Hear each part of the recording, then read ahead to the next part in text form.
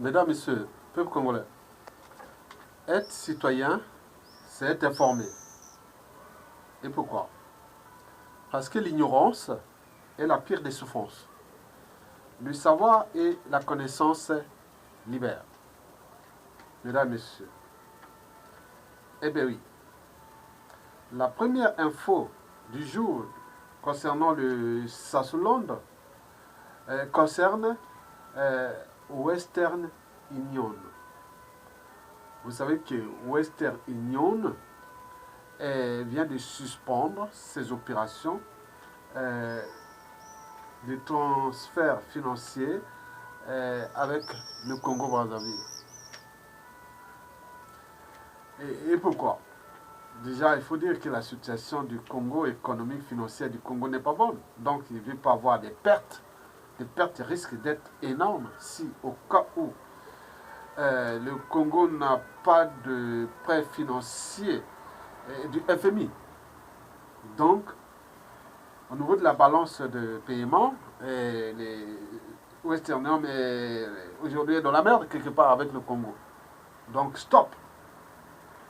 Et donc, on se prend déjà ça, bon, c'est un coup dur pour aussi une partie de l'économie congolaise. Parce que le pouvoir d'achat, déjà, les salaires des fonctionnaires ne sont plus payés. Encore moins les pensions en retraite, n'en parlons même pas. Les bourses d'étudiants pareil, donc tout le pouvoir d'achat est en berne, au rouge. Et donc, les gens comptaient quand même sur ce Westernium-là, alors que le malheur ne vient jamais seul. Et donc là, il n'y a plus. Où trouver l'argent? Donc Sassou ne dort plus. Et oui, le malheur ne vient jamais seul. Là, Westernium, pour couper. Il y aura bien d'autres choses qui vont arriver au fur et à mesure. Les Congolais, on vous a demandé de vous lever avant. Levez-vous. Ne restez pas sur le problème du quartier nord, quartier sud, point, où les nordistes, les sudistes, Non, c'est votre situation sociale. C'est votre pays qu'il faut défendre. Et voilà que cela détruit avec notre complicité, avec notre servitude volontaire. Et voilà ce qui va arriver. Et c'est pas encore, ce n'est que le début. Donc, Westernium bloqué. Et c'est certains réseaux, c'est bien. Parce que les Congolais seront libres, dignes et heureux chez eux sans les tyrans. Donc il faut bloquer tous les circuits financiers du tyran. Et il va se retrouver face à ces sujets, à ces esclaves, qui vont devenir aussi des maîtres esclaves contre ces gens-là. Donc, tout est au rouge. Donc la situation est tendue. La deuxième info de Sassuland concerne Jean-Dominique Okemba, le patron des services secrets de la tyrannie de Sassou Nguesso, c'est-à-dire le neveu du dictateur, le patron des services secrets congolais.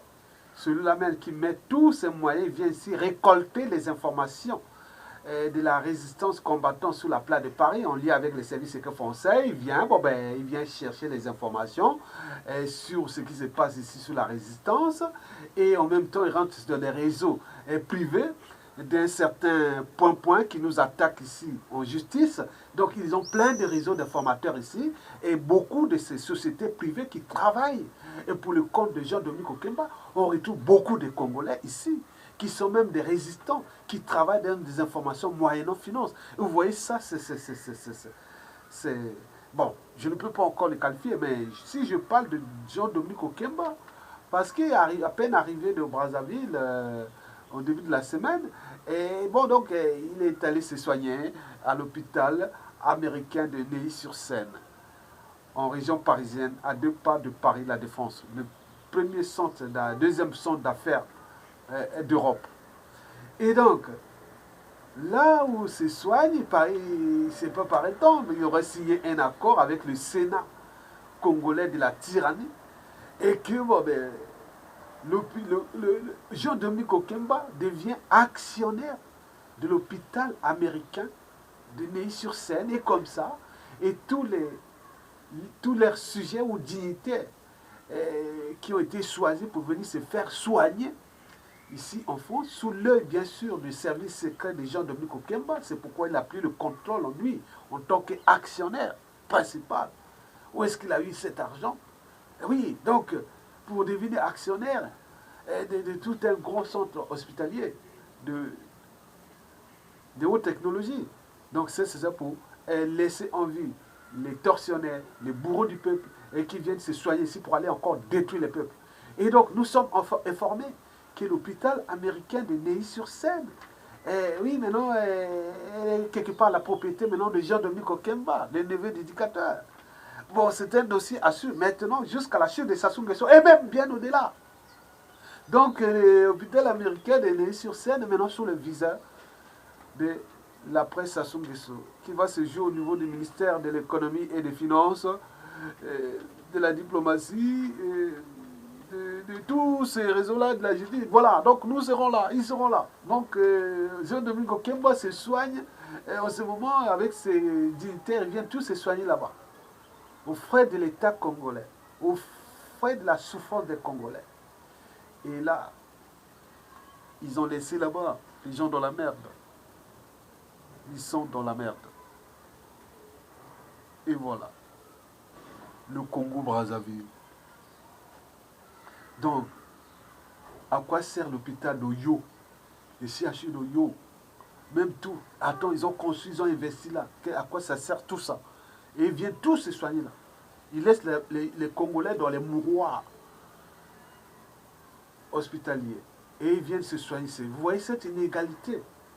Mais ça sera corrigé d'ici peu de temps. Troisième affaire, il faut dire que le 2 juillet 2019, le clandestin dictateur Denis Sassou Nguesso est convoqué ici à Paris, à l'Élysée. Oui, l'ogre de la Lima. L'ogre de la Lima. Elle sera là, ici, à Paris, le 2 juillet. On ne sait pas pourquoi faire. Il s'agit bien sûr d'une convocation qui n'est pas officielle, elle est clandestine parce que Sassou devient un clandestin, comme disait le ministre de l'économie et des finances de la France, Bruno Le Maire. Sassou, c'est un passager clandestin, c'est un clandestin. Il tue tous les moyens là pour venir quoi faire ici, donc il vient contre les intérêts des Congolais. Bon, ils sont pris dans leur propre piège entre la France-Afrique et Sassou Nguesso, qui risque d'emporter déjà les réserves de francs CFA et tout ce chamboulement qui pourra arriver. Parce que les peuples sont éternels. Le pays, le Congo subsistera toujours de ses cendres. Mais non, on ne sait pas ce qui se passe. Mesdames, Messieurs, donc Sassou Nguesso est ici le 2 juillet. On ne sait pas qu'est-ce qu'il vient faire là. Il a été convoqué. Eh bien oui. On va suivre cette affaire. Quatrième affaire, c'est le FMI. Le conseil d'administration du FMI qui devait se tenir le 5 juillet, il me semble qu'il serait reporté d'une semaine, autour du 10 ou 12. On ne sait pas pourquoi ces reports. Ce n'est pas seulement sur la situation du Congo, non. Donc pourquoi ces reports? Bon, donc, c'était le 5, maintenant c'est le 12, 10 ou 12. Donc nous suivons. Mais d'après les informations, Sassou n'aura pas d'argent. Donc, Sassou pas d'argent. Donc, le Congo, quelque part, ne sera pas surendetté abusivement. Deuxièmement, Sassou Nguesso pas d'argent, ça risque d'avoir des soucis pour les réserves du franc CFA dans la zone CEMAC. Et donc, il risque des dévaluations et avec ses conséquences qui peuvent arriver, ou plutôt, bon, ben, où la France peut-être a déjà fait le choix, et que bon, ben, il faut l'éjecter. Bon, on cherche, oui, parce qu'il y a des bons gestionnaires au Congo. Il y a des gens qui peuvent dire ce modèle économique et financier. Mais pourquoi tenir, il y a, oui, d'autres choix, ça se dégage. Peut-être que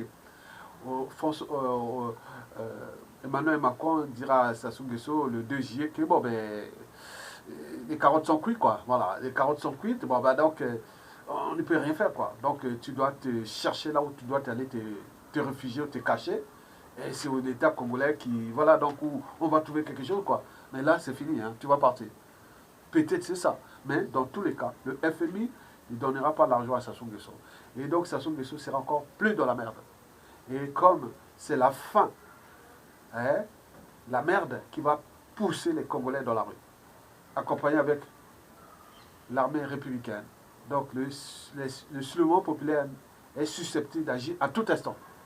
Il a tout enfermé, les gens, avec le mensonge, et que voilà, le mensonge va revenir. Ah oui, oui, tout était faux. Depuis tous nos signaux d'alerte. Oui, les gens n'ont pas compris. C'était faux, ça souhaitait dans le faux. Maintenant là, ça va sortir. Là, vous allez voir que tout était faux. Et il va se trouver, là, il va pleurer. Donc, Sassou Nguesso et FMI, ils sont dans les embrouilles. Sassou Nguesso, FMI et la France-Afrique sont dans les problèmes. Donc, on ne sait pas comment va se faire. Donc, nous, le peuple, on est toujours gagnant. Parce que nous avons les derniers mots et les derniers jugements. Et nous suivons la situation. Bon, la cinquième affaire ou news, c'est, vous savez, le juge, là, Christian Auba. Bon, celui qui a condamné Jean-Marie Michel Mokoko, Kobi Salissa, chacun à 20 ans de prison. On l'aurait vu ici, en région parisienne, à Noisy-le-Grand, en train de faire les courses avec l'argent des Congolais que Sassou l'a donné pour le cas de l'athlétisme et de l'injustice. Donc l'athlétisme et l'injustice, donc ça paye. Donc il est venu ici dépenser son argent et donc ça a été pris en photo par les services. Et donc beaucoup de gens maintenant suivent ce monsieur-là jusqu'à ce jour-là en France.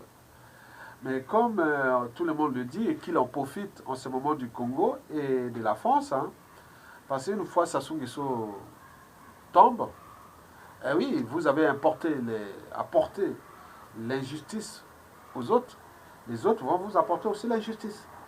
Ce qui fait dire que la chute de Sassou n'aura pas l'état de droit pour ces gens-là. Je vous dis, je suis lanceur d'alerte, je suis l'éveilleur de conscience, je vous dis, il n'y aura pas l'état de droit parce qu'ils ont apporté l'injustice là où il y a eu injustice. Donc, Christian Auba profite bien de la France. Je vous dis que au moment où Sassou Nguesso tombe, tout aura changé ici sur la plage de Paris. En France, on connaît les accords, on connaît les traités, on connaît tout. Vous allez vraiment faire comme vous avez fait aux autres. Donc, vous avez appliqué l'injustice aux autres, les autres vont vous aussi appliquer l'injustice. L'injustice ne sera que pour le peuple. Parce que nous aurons cette commission vérité et réconciliation comme cela s'est passé en Afrique du Sud. Et cette commission vérité et réconciliation va aller pendant 3 ans, où il y aura tous ces dossiers-là, d'assassinat, de crimes, de tout l'injustice qui sont au bas là. Déjà, beaucoup, ceux qui sont au pays seront déjà dans les cachots. Lui, dans une pièce de 9 mètres carrés, au moins une dizaine là. Ils sont serrés comme ils ont serré les autres. Au cachot. Au cachot.